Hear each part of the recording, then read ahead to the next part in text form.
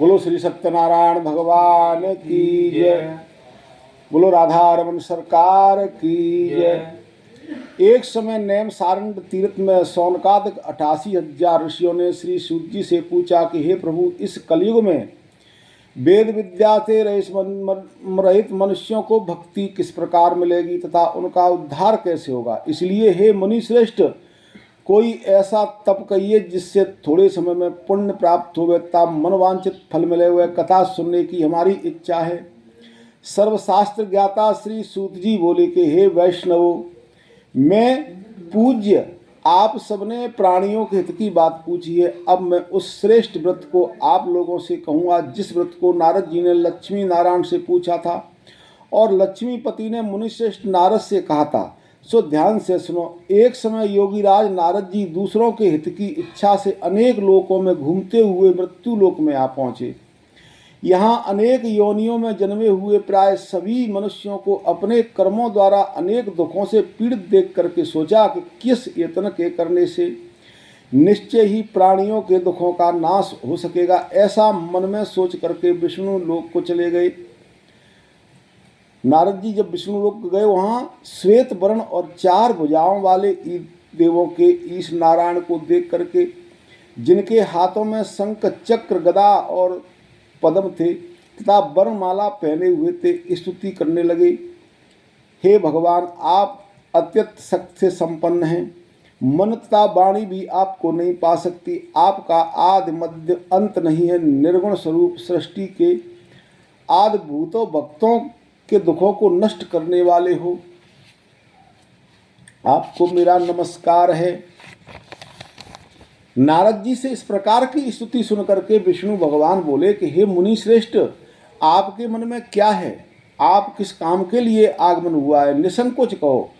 तब नारद मुनि बोले कि मृत्यु लोक में सब मनुष्य जो अनेक योनियों में पैदा हुए हैं, अपने अपने कर्मों के द्वारा अनेक प्रकार के दुखों से दुखी हो रहे हैं। हे नाथ, मुझ पर दया रखते हो तो बताइए कि उन मनुष्यों के सब दुख थोड़े ही प्रयत्न करने से कैसे दूर हो सकते हैं। हे नारद, भगवान बोले कि हे नारद, मनुष्य की भलाई के लिए तुमने बहुत अच्छी बात पूछी है। जिस काम के करने से मनुष्य मोह से छूट जाता है वह मैं कहता हूँ, सुनो ध्यान से। बहुत पुण्य को देने वाला स्वर्ग तथा मृत्यु लोक दोनों में दुर्लभ एक उत्तम व्रत है। आज प्रेम बस होकर के तुमसे कहता हूँ, सत्यनारायण का यह व्रत अच्छी तरह विधिपूर्वक करके मनुष्य आयु पर्यंत यहाँ सुख भोग करके मरने को मोक्ष को प्राप्त होता है।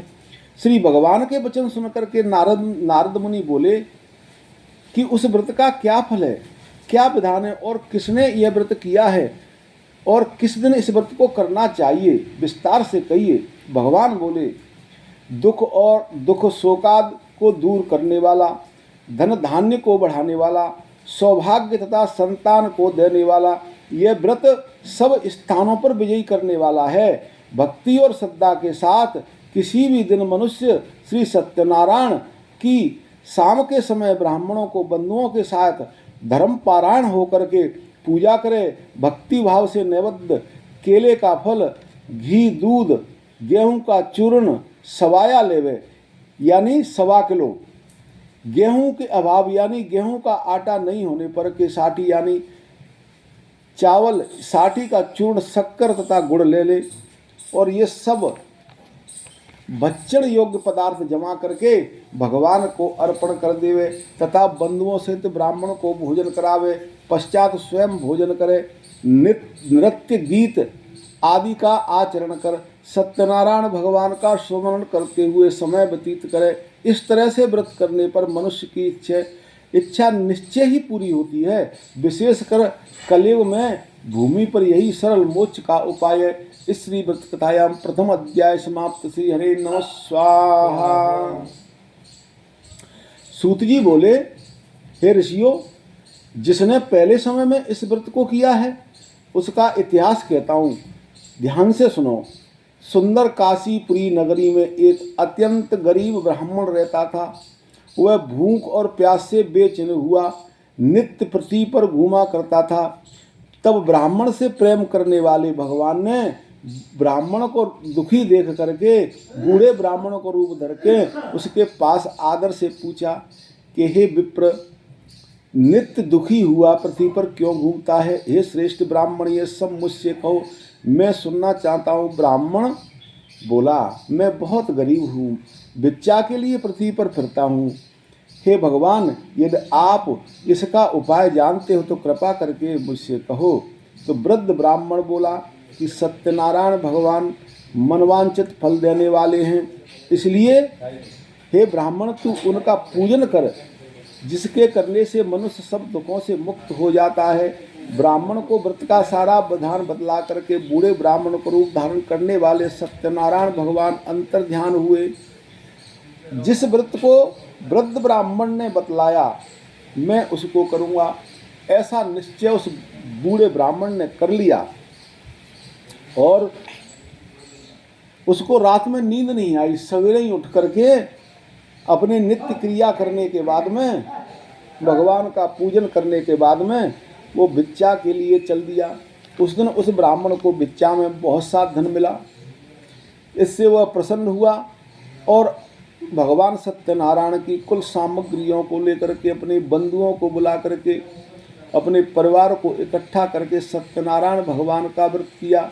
उस व्रत के प्रभाव से वह ब्राह्मण अनेक प्रकार की संपत्तियों से युक्त हुआ। उस समय से वह ब्राह्मण हर महीना यानी हर मास व्रत करने लगा। इस तरह से सत्यनारायण भगवान को व्रत जो करेगा वह सब पापों से छूट करके मोक्ष को प्राप्त होगा। आगे भी जो भी पृथ्वी पर सत्यनारायण भगवान का व्रत करेगा वह मनुष्य सब दुखों से छूट जाएगा। ऐसा इस तरह से नारद जी ने नारायण का कहा हुआ व्रत मैं तुमसे कहा। कौन बोल रहे हैं? सूत जी बोल रहे हैं। हे ब्राह्मणों, मैंने अब और क्या कहूँ आपसे? तब ऋषि बोले कि हे मुनीश्वर, संसार में इस ब्राह्मण से सुन करके किसने इस व्रत को किया हम सब सुनना चाहते हैं। इसके लिए हमारे मन में बड़ी श्रद्धा लगी हुई है।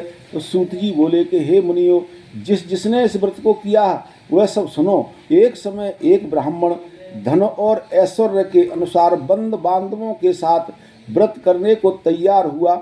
उसी समय एक लकड़ी बेचने वाला बूढ़ा आदमी आया और बाहर लकड़ियों को रख करके ब्राह्मण के मकान में गया। प्यास से दुखी लकड़ारा उनको व्रत करते देख करके ब्राह्मण को नमस्कार कहने लगा कि आप क्या कर रहे हैं और इसके करने से क्या फल मिलता है, कृपा करके मुझसे कहो। तब ब्राह्मण ने कहा, यह सब मनोकामनाओं को पूरा करने वाला यह सत्यनारायण भगवान का व्रत है। इसी की कृपा से मेरे यहाँ धन धान्य आदि की वृद्धि हुई है। ब्राह्मण से इस व्रत के बारे में जानकर लकड़ारा बहुत प्रसन्न हुआ। चरणामत लेकर के और प्रसाद खाने के बाद अपने घर को चला गया। लकड़ारे ने अपने मन में संकल्प किया कि आज ग्राम में जो लकड़ी बेचने में मुझे धन मिलेगा उससे मैं सत्यनारायण देव का उत्तम व्रत करूँगा। ये मन में विचार करके बूढ़ा लकड़ारा अपने सिर पर लकड़ियों को रख करके ऐसे नगर में गया जहाँ धनवान लोग रहते थे। उस दिन वहाँ पर उस लकड़ियों का दाम पहले से 4 गुना ज़्यादा मिला। तब वह बूढ़ा लकड़ारा दाम ले और अति प्रसन्न होकर के पक्के केले के फल, घी, दूध, गेहूँ का चूर्ण इत्यादि सत्यनारायण भगवान के व्रत की कुल सामग्रियों को लेकर के अपने घर को गया। फिर उसने अपने भाइयों को बुला करके विधि के साथ भगवान जी का पूजन किया और व्रत किया। उस व्रत के प्रभाव से बूढ़ा लकड़ारा धन पुत्र आदि से युक्त हुआ और संसार में समस्त सुख होकर के वैकुंठ को चला गया। इस श्रीमद् कथायाम दूसरा अध्याय समाप्त। श्री हरे नमः स्वाहा। बोलो सत्यनारायण भगवान की जय। सूत जी बोले, हे श्रेष्ठ मुनियों, मैं आगे की कथा कहता हूँ, सुनो। पहले समय में एक उल्कामुख नाम का एक बहुत ही बुद्धिमान राजा था। वह सक्त वक्ता और जितेंद्र था। प्रतिदिन देवस्थानों पर जाता था, गरीबों को धन देकर के उनके कष्ट को दूर करता था। उसकी पत्नी कमल के समान मुख वाली सती साध्वी भद्रशिला नदी के तट पर उन दोनों ने श्री सत्यनारायण भगवान का व्रत किया। उस समय वहाँ एक साधु वैश्य आया। उसके पास व्यापार के लिए बहुत सा धन था। वह नाव को किनारे ठहरा करके राजा के पास गया और राजा को व्रत करते हुए देखकर विनय के साथ पूछने लगा कि हे राजन, आप ये क्या कर रहे हैं और इसके करने से क्या फल मिलता है? मेरी सुनने की इच्छा है, सो आप मुझे बताइए। राजा बोला कि हे साधु, अपने बांधवों के साथ पुत्रादि की प्राप्ति के लिए महाशक्तिवान सत्यनारायण भगवान का व्रत पूजन किया जा रहा है। राजा के वचन सुनकर के साधु आदर से बोला, हे राजन, मुझसे इसका सब विधान कहो, मैं भी आपके कथानुसार इस व्रत को करूँगा। मेरे भी कोई संतान नहीं है और इससे निश्चय ही होगी। राजा से सब विधान सुन करके व्यापार से निवृत्त होकर के आनंद के साथ घर गया। साधु ने अपनी स्त्री से संतान देने वाले उस व्रत का समाचार सुनाया और कहा कि जब मेरे संतान होगी तब मैं इस व्रत को करूँगा। साधु ने ऐसे वचन अपनी स्त्री लीलावती से कहे। एक दिन उसकी स्त्री लीलावती पति के साथ आनंदित हो सांसारिक धर्म में प्रवृत्त होकर के सत्यनारायण भगवान की कृपा से गर्भवती हो गई तथा 10वें महीने में उसे एक सुंदर कन्या का जन्म हुआ। दिन दिन वह इस तरह बढ़ने लगी जैसे शुक्ल पक्ष का चंद्रमा बढ़ता है। कन्या का नाम कलावती रखा गया। तब लीलावती ने मीठे शब्दों से अपने पति से कहा कि जो आपने संकल्प किया था कि हम जब हमारे संतान हो जाएगी तब हम व्रत को करेंगे, अब आप क्यों नहीं कर रहे हैं? तो साधु बोला कि हे प्रिय, अब तो पुत्री के विवाह के ही समय व्रत करेंगे। इस प्रकार अपनी पत्नी को आश्वासन दे वह नगर को चला गया। कलावती पितृगृह में वृद्धि को प्राप्त हुई गई और साधु ने जब नगर में सखियों के साथ अपनी पुत्री को देखा तो तुरंत दूत बुला करके कहा, पुत्री के वास्ते कोई सुयोग्य लड़के को देख करके लाओ। साधु की आज्ञा पाकर दूत कंचन नगर पहुंचा। वहां पर बड़ी खोज और देखभाल कर लड़की के लिए सुयोग्य बणिक पुत्र को ले आया। उस समय सुयोग्य लड़के को देख करके साधु ने अपने बंधु और बांधवों से प्रसन्नचित्त अपनी पुत्री का विवाह उसके साथ में कर दिया, किंतु दुर्भाग्य से विवाह के समय भी उस व्रत को करना भूल गया। तब तो श्री भगवान क्रोधित हुए और श्राप दिया कि तुम्हें दारुण दुख प्राप्त होगा। अपने कार्य में कुशल साधु बनिया जमाता सहित समुद्र स्थित रत्नपुर नगर में गया। वहाँ दोनों ससुर जमाई राजा चंद्रकेतु राजा के उस नगर में व्यापार करने लगे। एक रोज भगवान सत्यनारायण की माया से प्रेरित कोई चोर राजा का धन चुरा करके भागा जा रहा था, किंतु राजा के दूतों को आता देखकर चोर ने घबरा कर भागते हुए राजा के धन को वहीं चुपचाप रख दिया जहां वो दोनों ससुर जमाई ठहरे हुए थे। जब दूतों ने उस साधु वैश्य के पास राजा के धन को रखा देखा तो वे दोनों को बांध कर ले गए और प्रशंसा से दौड़ते हुए राजा के समीप जाकर के बोले, ये दो चोर पकड़ कर हम लाए हैं, देखकर आज्ञा दें। तब राजा की आज्ञा से उनको कठोर कारावास में डाल दिया और उनका सब धन छीन लिया। सत्यनारायण भगवान के श्राप के द्वारा उनकी पत्नी भी घर पर बहुत दुखी हुई और घर पर जो धन रखा था चोर चुरा करके ले गए। शारीरिक और मानसिक पीड़ा था। भूख प्यास से अत्यंत दुखित हो अन्न की चिंता में कलावती एक ब्राह्मण के घर में गई। वहाँ उसने सत्यनारायण भगवान का व्रत होते देखा, फिर कथा सुनी तथा प्रसाद ग्रहण करके रात को घर आई तो माता कलावती ने कहा कि हे पुत्री, अब तक तू कहाँ रही? तेरे मन में क्या विचार है? कलावती बोली कि हे माता, मैंने एक ब्राह्मण के घर में श्री सत्यनारायण भगवान का व्रत देखा है। कन्या के वचन सुन करके लीलावती भगवान के पूजन की तैयारी करने लगी और परिवार और बंधुओं से सत्यनारायण देव का भगवान का पूजन किया और वर मांगा कि मेरे पति और दामाद शीघ्र घर आ जावे। साथ ही प्रार्थना की कि हम सबका अपराध क्षमा करें। सत्यनारायण भगवान इस व्रत से संतुष्ट हो गए और राजा चंद्रकेतु को सपन में दर्शन दे करके कहा कि हे राजन, दोनों वैश्यों को प्रातः ही छोड़ दो और सब धन जो तुमने ग्रहण किया है वो भी दे दो, नहीं तो मैं तेरा धन पुत्र आदि सब नष्ट कर दूंगा। राजा से ऐसे वचन सुन करके भगवान अंतर्ध्यान हो गए और प्रातः का राजा चंद्रकेतु ने सभा में अपना सपन सुनाया। फिर दोनों बणिक पुत्रों को कैसे मुक्त कर सभा में बुलाया। दोनों ने आते ही राजा को नमस्कार किया और राजा मीठे सपनों से बोला कि हे महानुभावों, भावीवश ऐसा कठिन दुख प्राप्त हुआ है, अब तुम्हें कोई भय नहीं है। ऐसा कहकर राजा ने उनको नए नए वस्त्र भूषण पहनाए तथा उनका जितना धन लिया था उससे दूना दिलवा करके आदर सहित विदा किया। दोनों वैश्य अपने घर को चल दिए। श्रीमद् कथायाम तृतीय अध्याय समाप्त। श्री हरे नमः स्वाहा। बोलो सत्यनारायण भगवान की जय। सूत जी बोले, वैश्य ने मंगलाचार करके यात्रा प्रारंभ की और अपने नगर को चल दिया। थोड़ी दूर निकलने पर दंडी भेषधारी सत्यनारायण भगवान ने पूछा, हे साधु, तेरी नाम में क्या भरा हुआ है? तो अभिमानी बणिक हंसता हुआ बोला, हे दंडी, आप क्यों पूछते हो? क्या मुद्रा लेने की इच्छा है? मेरी तो नाम में लता पत्ते बेल आदि भरे हुए। वैश्य का कठोर वचन सुनकर के भगवान ने कहा कि तुम्हारा वचन सत्य हो। दंडी ऐसा कहकर के वहाँ से दूर चले गए और कुछ दूर जाकर समुद्र के किनारे बैठ गए। दंडी के चले जाने पर वैश्य ने नित्य क्रिया करने के बाद नाव को ऊंची उठी दे करके अचंबा किया और नाव में बेल पत्ते आदि दे करके मूर्छित जमीन पर गिर पड़ा।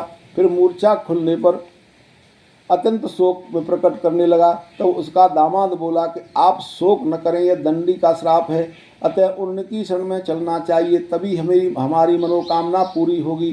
दामाद के वचन सुनकर के दंडी के पास पहुंचा और अत्यंत भक्तिभाव से नमस्कार करके बोला कि मैंने जो आपसे असत्य वचन कहे हैं उनको क्षमा करो। ऐसा कहकर के महान शोकातुर रोने लगा। तब दंडी भगवान बोले कि हे बणिक पुत्र, तू मेरी आज्ञा से बार बार तुम्हें दुख प्राप्त हुआ है, तू मेरी पूजा से विमुख हुआ है। साधु बोला कि हे भगवान, आपकी माया से मोहित ब्रह्मा आदि भी आपके रूप को नहीं जान सकते, तब मैं अज्ञानी कैसे जान सकता हूँ? आप प्रसन्न होइए, मैं सामर्थ्य के अनुसार आपकी पूजा करूँगा, मेरी रक्षा करो और पहले समान नौका में धन भर दो। उसके भक्ति युक्त वचन सुनकर के भगवान प्रसन्न हुए और उसकी इच्छानुसार वर देकर अंतर ध्यान हो गए। तब उन्होंने नाव पर आकर के देखा कि नाव धन से परिपूर्ण है। फिर वह भगवान सत्यनारायण का पूजन कर साथियों सहित अपने नगर को चला। अब अपने नगर के निकट पहुंचा, तब दूत को घर भेजा। दूत ने साधु के घर जाकर के उसकी स्त्री को नमस्कार कर कहा कि साधु अपने दामाद सहित इस नगर के समीप आ गए हैं। ऐसा वचन सुनकर के साधु की स्त्री ने बड़े हर्ष के साथ सत्यदेव का पूजन कर पुत्री से कहा कि मैं अपने पति के दर्शन को जाती हूँ, तू कार्य पूर्ण करके शीघ्र ही आ जाना। माता के ऐसे वचन सुनकर के कलावती प्रसाद को छोड़कर पति के पास चली आई। इस अवज्ञा के कारण सत्यदेव रुष्ट हुए और उसने उसके पति को नाव सहित पानी में डुबो दिया। कलावती अपने पति को न देख करके रोती हुई जमीन पर गिर पड़ी। इस तरह नौका को डुबो हुआ कन्या को रोता देखकर साधु दुखी होकर के बोला कि हे प्रभु, मुझसे या मेरे परिवार से जो भूल हो गई है उसको क्षमा करें। और उसके दीन वचन सुनकर के सत्यदेव प्रसन्न हो गए। तो आकाशवाणी हुई, हे साधु, तेरी कन्या मेरे प्रसाद को छोड़कर आई है, इसीलिए इसका पति अदृश्य हुआ है। यदि घर जाकर के प्रसाद खाकर लौटेगी तो इसका पति अवश्य मिल जाएगा। ऐसी आकाशवाणी सुनकर के कलावती ने घर में जाकर के प्रसाद खाया, फिर आकर पति के दर्शन किए। तत्पश्चात साधु ने बंधु बांधवों से सत्यदेव का विधिपूर्वक पूजन किया। उस दिन से वह पर पूर्णिमा को सत्यनारायण भगवान का पूजन करने लगा। फिर इस लोक में का सुख होकर के अंत में स्वर्लोक हो गया। इसी कथायाम चतुर्थ अध्याय समाप्त। श्री हरे नमः स्वाहा। बोलो सत्यनारायण भगवान की जय। सूत जी बोले, हे ऋषियों, मैं और भी कथा कहता हूँ, सुनो। प्रजापाल में लीन तुंगध्वज नाम का एक राजा था। उसने भी भगवान का प्रसाद त्याग करके बहुत दुख पाया। एक समय वन में जाकर के वन्य पशुओं को मारकर बड़े वृक्ष के नीचे आया। वहाँ उसने ग्वालों को भक्ति भाव से बांधवों सहित सत्यनारायण जी का पूजन करते देखा। तो राजा ने देख करके अभिमानवश वहाँ नहीं गया और ना ही नमस्कार किया। जब ग्वालों ने भगवान का प्रसाद राजा के सामने रखा तो वह प्रसाद को त्याग करके अपनी सुंदर नगरी को चला। वहीं उसने अपना सब कुछ नष्ट पाया। वह जान गया कि सब भगवान ने किया है। तब विश्वास कर ग्वालों के समीप गया और विधिपूर्वक सत्यदेव का पूजन किया और प्रसाद खाया। फिर जब घर आया तो जैसा था वैसे ही हो गया। फिर दीर्घ काल तक शुभ होकर के मरने को स्वर्लोक हो गया।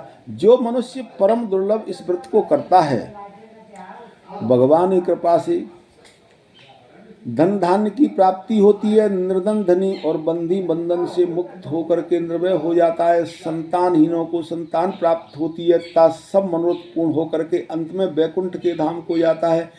जिन्होंने पहले समय में इस व्रत को किया, अब उसके दूसरे जन्म की कथा कहता हूँ। वृद्ध सतानंद ब्राह्मण ने सुदामा का जन्म लेकर के मोक्ष को पाया। उल्कामुख नाम का राजा दशरथ होकर के वैकुंठ को प्राप्त हुआ। साधु नाम के वैश्य ने मूर्धध्वज बन करके अपने पुत्र को आर्य से आधा चीर मोक्ष को प्राप्त किया। महाराज तुंगध्वज ने स्वयंभू होकर के भगवान में भक्ति युक्त कर्म करके मोक्ष को प्राप्त किया। बोलो श्री सत्यनारायण व्रत कथायाम पंचम अध्याय समाप्त से। हरे नमः स्वाहा। बोलो सत्यनारायण भगवान की जय। शंभुनाथ। जय श्री सीता, जय श्री कृष्ण।